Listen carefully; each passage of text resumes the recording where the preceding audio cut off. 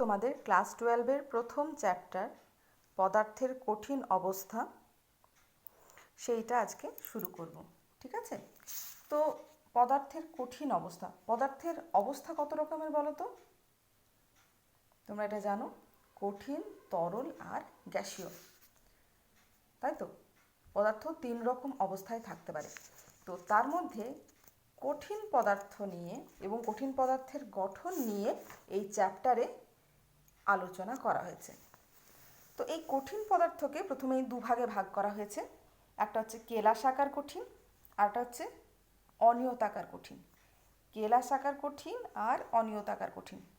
উদাহরণগুলো দেখো, আরও ক্লিয়ার হবে। কেলাসাকার কঠিনের উদাহরণ কি? Sodium chloride, potassium chloride, sucrose, হীরক, কোয়ার্জ। এদের বৈশিষ্ট্য কি একটু পরে আসছি।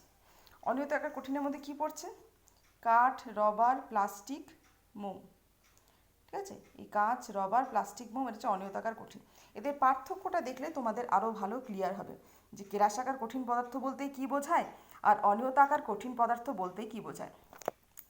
তো কেলাসাকার কঠিনের প্রথমেই পার্থক্যটা আছে দেখো, গঠনকারী কণার বিন্যাসের ওপরে।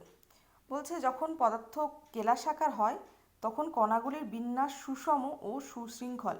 মানে ধরো একটা ক্যাটায়ন, একটা অ্যানায়ন, একটা ক্যাটায়ন, অ্যানায়ন, কিংবা একটা ক্যাটায়নের চারপাশে 6টা অ্যানায়ন। এটা যদি কোনো কেলাসের গঠন হয় তাহলে ওই সমস্ত কেলাস জুড়ে, মানে পুরো যৌগটা জুড়ে যতটা অণু আছে সেই সমস্ত অণুর মধ্যে এই বৈশিষ্ট্যটা দেখা যায় যে একটা ক্যাটায়নের চারপাশে 6টা অ্যানায়ন, একটা অ্যানায়নের চারপাশে 6টা ক্যাটায়ন, এরকম। কিংবা একটা ক্যাটায়নের পাশে 6টা অ্যানায়ন, একটা অ্যানায়নের চারপাশে 4টা ক্যাটায়ন। তো কিন্তু অনিয়তাকার কঠিন পদার্থের ক্ষেত্রে কিন্তু এরকম সুষম সুশৃঙ্খল বিন্যাস হয় না। আর যদি থাকেও সেই শৃঙ্খল বলছে খুব অল্প দূর পর্যন্তই বিস্তৃত। যেখানে কেলাসাকার কঠিনের পুরো সমস্ত পদার্থের মধ্যেই কণাগুলোর বিন্যাস সুষম ও সুশৃঙ্খলভাবে থাকে। দ্বিতীয় বলছে জ্যামিতিক আকার। ঠিক আছে? জ্যামিতিক আকার কি? নির্দিষ্ট জ্যামিতিক আকারের হয়ে থাকে। এখানে কোনো নির্দিষ্ট জ্যামিতিক আকার নেই। জ্যামিতিক আকারটা কি দেখো, এই যে ঘনক আকার, কি চতুস্তলকীয়, কি ষড়তলীয়, কি রম্বোহেড্রাল, কি অর্থরম্বিক, মনোক্লিনিক, ট্রাইক্লিনিক, এগুলো হচ্ছে বিভিন্ন ধরনের জ্যামিতিক আকার। তো কঠিন পদার্থের মধ্যে এইরকম কোনো না কোনো জ্যামিতিক আকার থাকে। কিন্তু তোমরা বুঝতেই পারছো রবারকে কি হয়, আমাদের টানলে বেড়ে যায়, যেভাবে খুশি বাঁকানো যায়। প্লাস্টিককে তো যেমনভাবে খুশি বানানো যায়। তো এদের পার্টিকুলারলি কোনো আকার নেই, মোমেরও কোনো আকার নেই। তাহলে প্রথমেই যেটা আমরা জানলাম যে পদার্থের তিন অবস্থা, কঠিন, তরল, গ্যাসীয়। তার মধ্যে কঠিন পদার্থকে দুভাগে ভাগ করা হলো, কেলাসাকার কঠিন আর অনিয়তাকার কঠিন। এগুলো বেসিক ধারণা, এগুলো তোমাদের জানা দরকার, তবে তোমাদের চ্যাপ্টারটা বুঝতে সুবিধা হবে। আচ্ছা, গলনাঙ্ক, এদের গলনাঙ্ক নির্দিষ্ট, একটা পার্টিকুলার টেম্পারেচারেই কেলাসাকার কঠিন পদার্থ গলতে শুরু করে। মোমের, মানে ধরো মোম না, যে কোনো অনিয়তাকার কঠিন পদার্থেরই গলনাঙ্ক নির্দিষ্ট নয়। হয়তো একটা পদার্থ 10 ডিগ্রি সেন্টিগ্রেডে গলতে শুরু করেছে, আমরা কি জানি যখন একবার কোনো জিনিস গলতে শুরু করে তখন, বিশেষ করে বরফের উদাহরণটা তোমরা জানো, 0 ডিগ্রি সেন্টিগ্রেডে গলছে, মানে যতক্ষণ পুরো বরফটা জল না হচ্ছে ততক্ষণ ওই বরফের টেম্পারেচার থাকে 0 ডিগ্রি সেন্টিগ্রেড। কিন্তু এই সমস্ত অনিয়তাকার কঠিন পদার্থ কী হয়, ধরো একটা মোম 10 ডিগ্রি সেন্টিগ্রেডে গলতে স্টার্ট করে দিয়েছে, 10 না, ধরো 35 ডিগ্রি সেন্টিগ্রেডে গলতে স্টার্ট করেছে।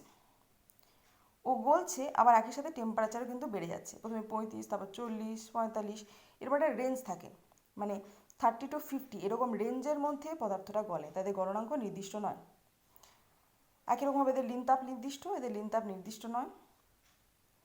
ঠিক আছে? এই মেনগুলো একটু জানলেই হবে। তাহলে মোট কথা কেলাসাকার কঠিন আর অনিয়তাকার কঠিনের মধ্যে একটু পার্থক্য তোমাদের আশা করি এবার বোঝা গেছে। এবার আসি একক কোষের ধারণা, যেটা খুবই ইম্পর্ট্যান্ট, এবং এই একক কোষের মধ্যে অনেক কিছু জানার আছে, যেখান থেকে তোমাদের পরীক্ষাতে প্রশ্নও আসে। একক কোষ জিনিসটা কি না, এখানে দেখো একটা কেলাসাকার কঠিন পদার্থের ছবি আঁকা আছে। কি বোঝা এখানে, এখানে কি আছে খেয়াল করো, এইটাকে বলে একক কোষ। এই যে ছোট্ট একটা ব্লক, ঘনকাকার একটা ব্লক। সেই ঘনকাকার ব্লক এরকম অনেক আছে, এটার উপরে, এটার পাশে, এটার এদিকে, এটার নিচে। এরকম এক একটা ঘনকাকার কোষের চারপাশে, মানে ওর 6টা তল, সেই 6টা তলের বিভিন্ন দিকে বিভিন্নভাবে বাকি কোষগুলো রয়েছে। এইরকম অসংখ্য একক কোষ নিয়েই একটা কেলাসাকার কঠিন পদার্থ তৈরি হয়। আচ্ছা, একক কোষের সংজ্ঞা বইয়ের কি আছে সেটা আমরা একটু আলোচনা করে নিই। কী বলছে এখানে? বলছে কোনো কেলাসের আভ্যন্তরীণ গঠন লক্ষ্য করলে দেখা যায় উক্ত কেলাসটি একটি ক্ষুদ্রতম মৌলিক বিন্যাসের সুষম ও পর্যায়ক্রমিক পুনরাবৃত্তির ফলে গঠিত।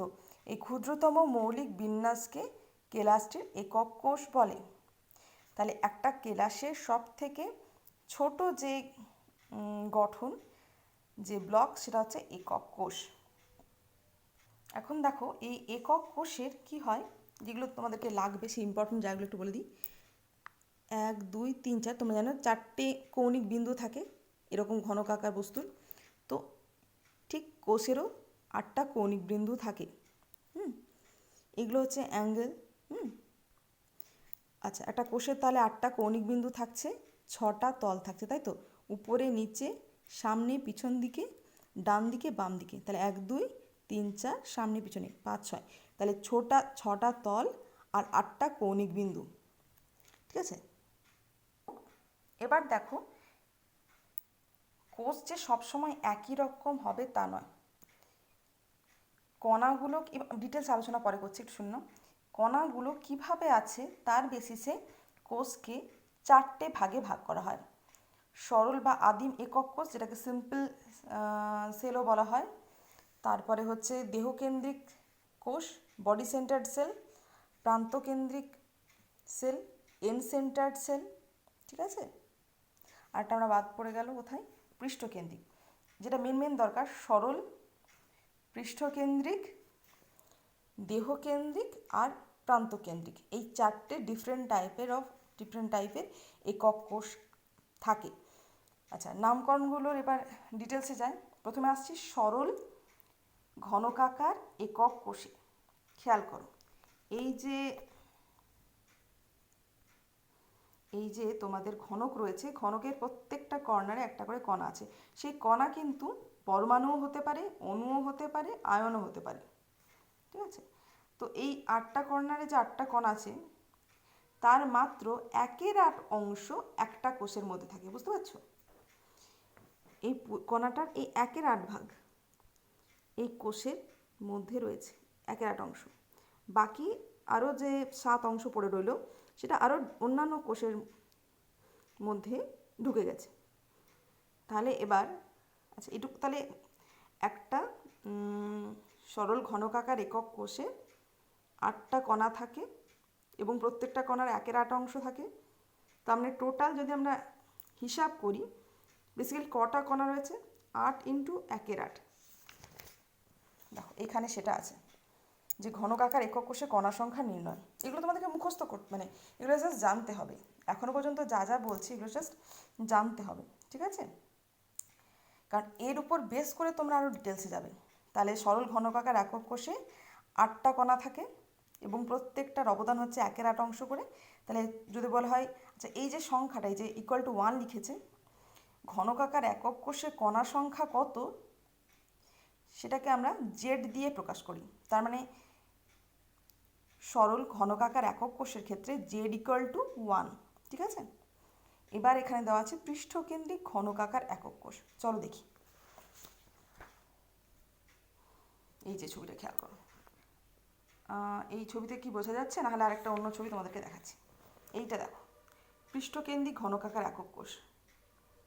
আচ্ছা, কর্নারে এখানে কণার ছবি নেই, কিন্তু কর্নারে আছে, যেমন আগেরটাই ছিল সেরকম 8টা কর্নারে 8টা কণা আছে, 1/8 পোর্শন করে। আর এখানে খেয়াল করো, 1 2 3 4, সামনের দিকে 5 6, 6টা তলে 6টা কণা আছে।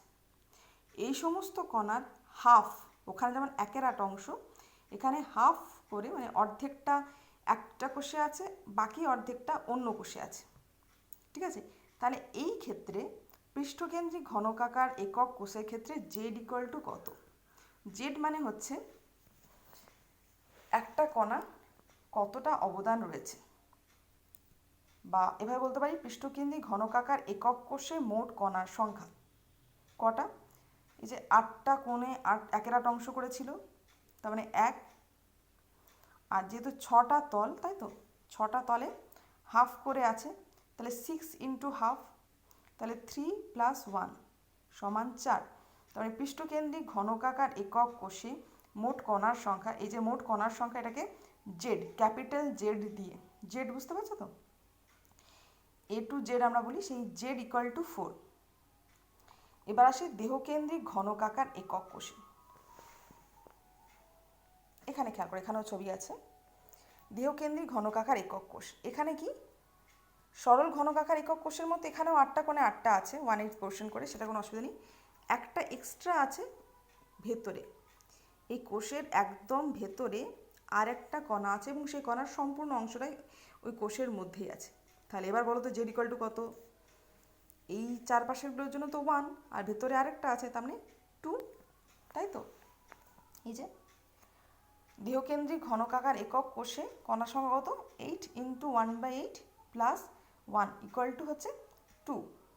তো এইখানে এই ডেটাটা তোমাদের কিন্তু মাথায় রেখে দিতে হবে, যে সরল ঘনকাকার একক কোষ মানে ক্যাপিটাল জেড ইকুয়াল টু 1, পৃষ্ঠকেন্দ্রিক ঘনকাকার একক কোষ মানে একক কোষের ক্ষেত্রে ক্যাপিটাল জেড ইকুয়াল টু 4, দেহকেন্দ্রিকের ক্ষেত্রে ক্যাপিটাল জেড ইকুয়াল টু 2।